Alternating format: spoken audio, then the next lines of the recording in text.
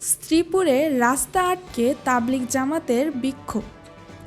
টঙ্গীর ইজতেমা ময়দানে হামলার ঘটনায় মাওলানা সাদপন্থীদের বিচারের দাবিতে শ্রীপুরের মাওনা চৌরাস্তার ঢাকা ময়মনসিংহ মহাসড়ক অবরোধ করে বিক্ষোভ করছেন মুসল্লিরা।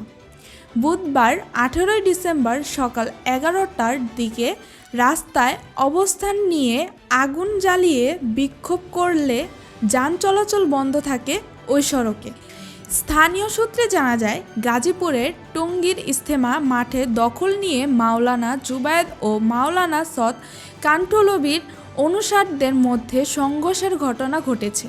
এ সময় দুজনের মৃত্যু হয়েছে এমন খবর ছড়িয়ে পড়লে শ্রীপুরের মাওনা চৌরাস্তায় ঢাকা ময়মনসিংহ মহাসড়ক নেমে আসে মুসল্লিরা।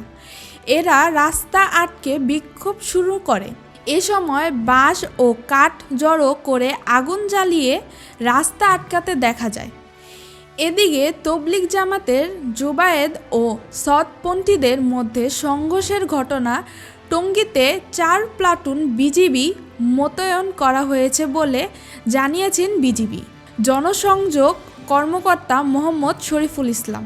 এর আগে গাজীপুরের টঙ্গীর বিশ্ব ইজতেমা ময়দানে মাওলানা জুবায়েদ ও সদপন্থী সমর্থকদের মধ্যে দফায় দফায় সংঘর্ষের ঘটনা ঘটেছে। মঙ্গলবার 18 ডিসেম্বর দিবাগত মধ্যরাত থেকে চলা সংঘর্ষের 2 মুসল্লির নিহতের খবর পাওয়া গেছে। উভয় পক্ষেই নিহত মুসল্লিদের নিজেদের কর্মী বলে দাবি করেছেন। সংঘর্ষে উভয় পক্ষের শতাধিক ব্যক্তি আহত হয়েছেন। প্রিয় দর্শক, এই ছিল এখনকার প্রতিবেদন। নিত্য নতুন সংবাদ পেতে আমাদের চ্যানেলটি সাবস্ক্রাইব করুন এবং আমাদের ফেসবুক পেজটি ফলো দিয়ে রাখুন। Desk report Anika Mim, BE news, Dhaka.